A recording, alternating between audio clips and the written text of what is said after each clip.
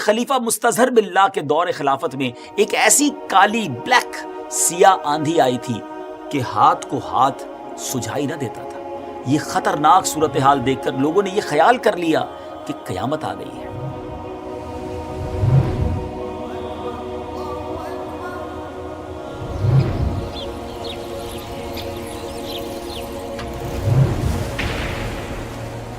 السلام علیکم ورحمۃ اللہ وبرکاتہ۔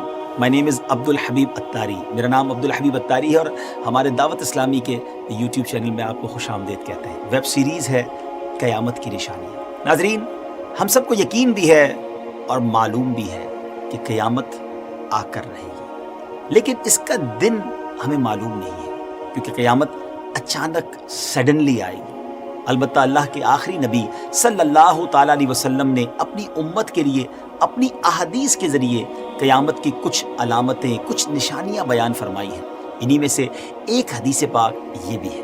پیارے آقا علیہ الصلوۃ والسلام نے فرمایا کہ ایک زمانہ ایسا آئے گا جب غنیمت کو لوگ اپنی دولت اور امانت کو مال غنیمت اور زکوٰۃ کو تاوان بنا لیں گے، اور علم کو دین کے سوا کسی دوسرے مقصد سے پڑھیں گے، اور آدمی اپنی بیوی کا فرما بردار اور اپنی ماں کا نافرمان ہوگا، اپنے دوست کو قریب کرے گا اور اپنے باپ کو دور کر دے گا، اور مسجدوں میں آوازیں بلند ہوں گی، اور قبیلے کا سردار ان میں فاسق آدمی ہوگا، اور قوم کا رہنما ان میں سب سے زیادہ کم ظرف شخص ہوگا، اور آدمی کی تعظیم اس کے شر کے خوف سے کی جائے گی، اور گانے والیوں اور باجوں کا ہر طرف چرچا ہوگا۔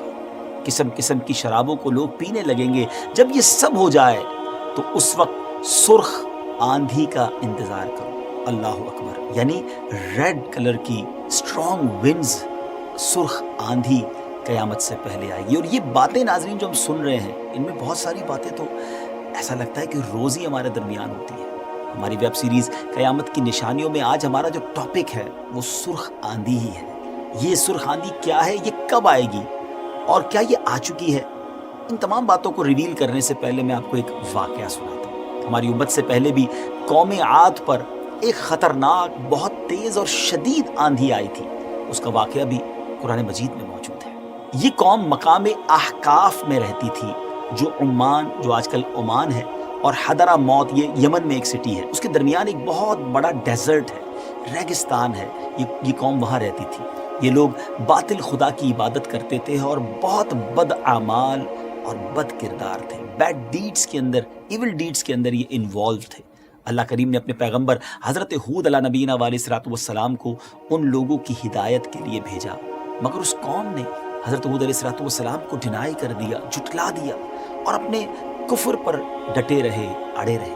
حضرت ہود علیہ الصلوۃ والسلام ان کو اللہ کی عذاب سے، رب عز و جل کی پنشمنٹ سے ڈراتے رہے، مگر اس شریر قوم نے نہایت بے باکی اور گستاخی کے ساتھ بڑے پراؤڈ میں اپنے نبی کو کیا جواب دیا؟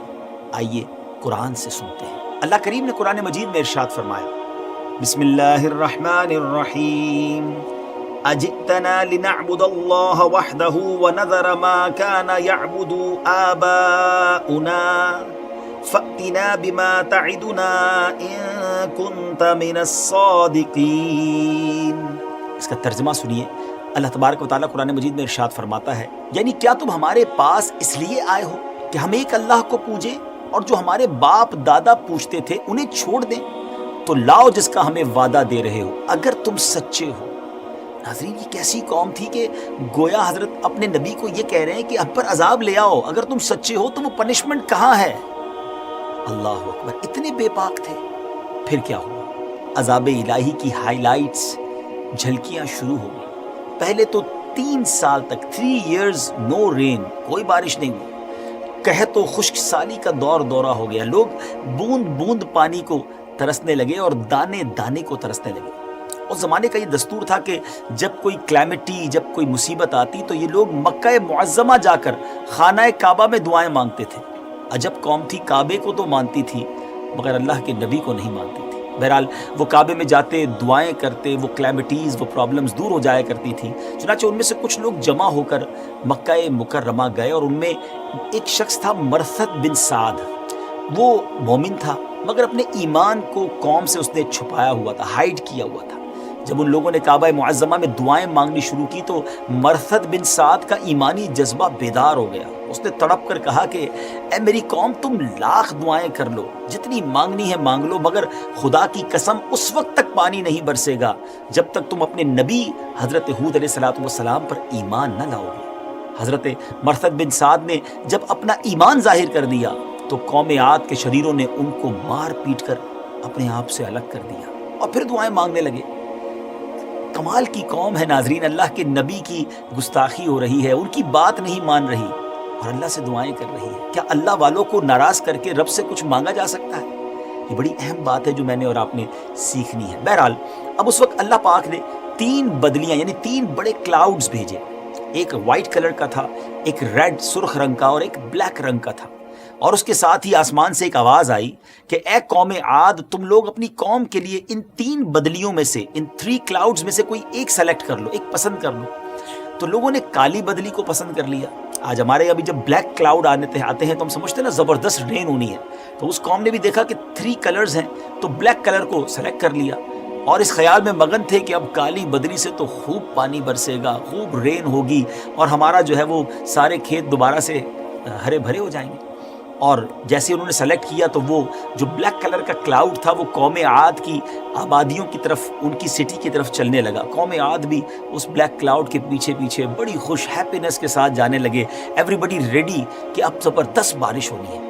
حضرت ہود علیہ السلام نے فرمایا کہ اے میری قوم، دیکھ لو عذاب الہی تمہاری طرف بڑھ رہا ہے.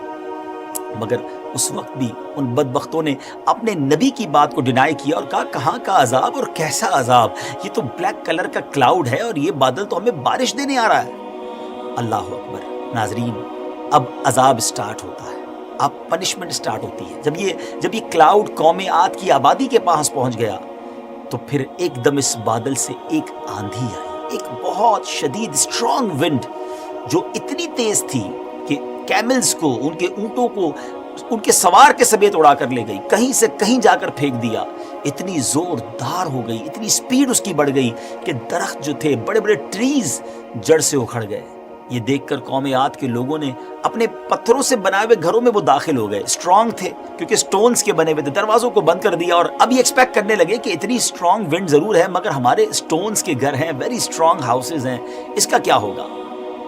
مگر یہ نارمل ونڈ نہیں تھی، یہ آندھی اللہ کے عذاب کی تھی.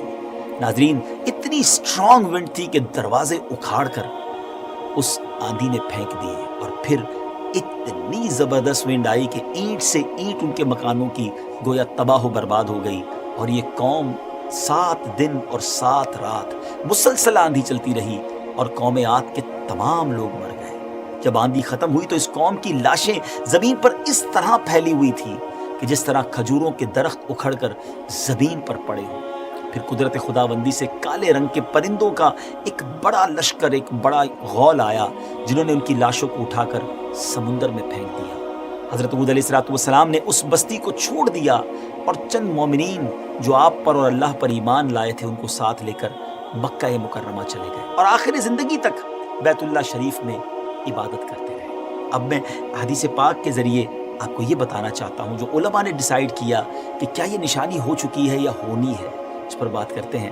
اگر ابھی تک آپ نے ہمارے دعوت اسلامی کے یوٹیوب چینل کو سبسکرائب نہیں کیا، سبسکرائب کیجئے، ہماری ان ویڈیوز کو اچھی نیتوں کے ساتھ شیئر کیجئے اور ثواب کے حقدار بنیے. ناظرین، اب جو ہم نے شروع میں آپ کو حدیث سنائی تھی اس میں جو باتیں نبی پاک علیہ السلام نے فرمایا کہ یہ باتیں جب ہو جائیں تو سرخ آندھی سے ڈرو، تو ایسی باتیں تو ہو رہی ہیں ہمارے معاشرے میں. آج وہ تمام گندی کی حرکتیں، وہ تمام برے اعمال ہمیں ہمارے آس پاس نظر ہی تو آ رہے ہیں. بس ہمیں اللہ پاک کے عذاب سے ڈرنا چاہیے.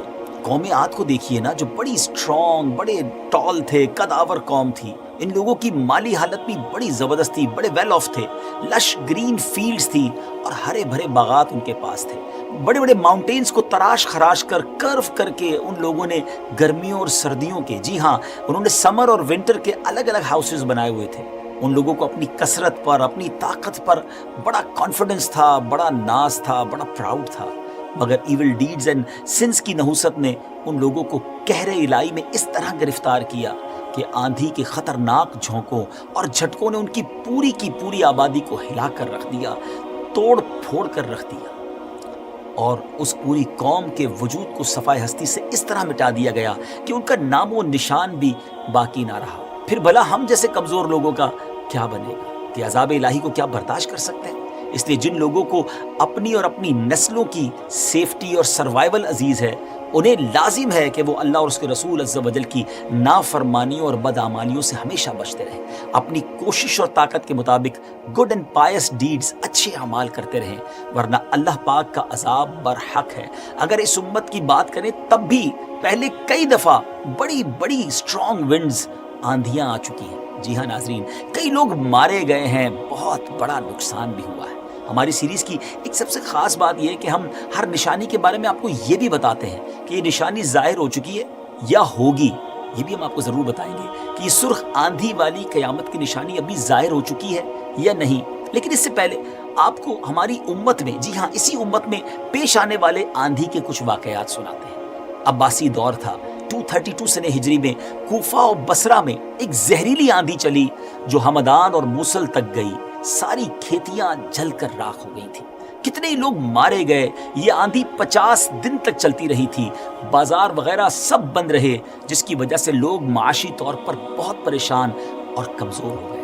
پھر 288 ہجری میں بھی بصرہ میں ایک آندھی آئی جو پہلے سرخ تھی، پھر سبز اور پھر کالی ہو گئی۔ اللہ اکبر۔ پھر خلیفہ مستظہر باللہ کے دور خلافت میں ایک ایسی کالی بلیک سیاہ آندھی آئی تھی کہ ہاتھ کو ہاتھ سجھائی نہ دیتا تھا۔ یہ خطرناک صورتحال دیکھ کر لوگوں نے یہ خیال کر لیا کہ قیامت آ گئی ہے۔ اسی طرح 524 سنہ ہجری میں شہر موصل میں ایک بادل آیا جس سے آگ، جی ہاں فائر، آگ برس رہی تھی۔ جہاں جہاں آگ برسی وہ جگہ جل کر راکھ ہو گئی۔ بغداد میں اڑنے والے بچھو برسے جن سے ہزاروں لوگ تباہ و برباد ہو گئے۔ اس کے بعد 596 ہجری میں مکہ مکرمہ میں کالی آندھی آئی تھی جس کی وجہ سے ہر طرف سرخ ریت پھیل گئی۔ یہ اتنی تیز تھی کہ اس کی وجہ سے کعبۃ اللہ کے رکن یمانی کا ایک ٹکڑا ٹوٹ گیا تھا۔ اس کے علاوہ بھی بکس میں بہت سے ایسے واقعات ملتے ہیں جو اللہ پاک کے عذاب کی، اس کے عذاب کی جھلک کی خبر دیتے ہیں۔ ڈیئر ویورز، اگر ہم نے ان بدعمالیوں سے رجوع نہ کیا تو کیا خبر کہ نہ جانے کب ہم پر بھی یہ عذاب اتر آئے۔ لہٰذا اس سے پہلے ہمیں توبہ کرنی چاہیے، اللہ پاک کے احکامات پر عمل پیرا ہو جانا چاہیے۔ انشاءاللہ اب یہ بتا کر آپ سے اجازت چاہیں گے کہ یہ سرخ آندھی والی نشانی ظاہر ہو چکی ہے۔ جیسا کہ ہم نے آپ کو کچھ واقعات بھی سنائے، ان سب سے بھی یہ بات ثابت ہوتی ہے، اور یہی بات ہمیں اسلامک اسکالرز بھی بتاتے ہیں کہ قیامت کی یہ نشانی ظاہر ہو چکی ہے۔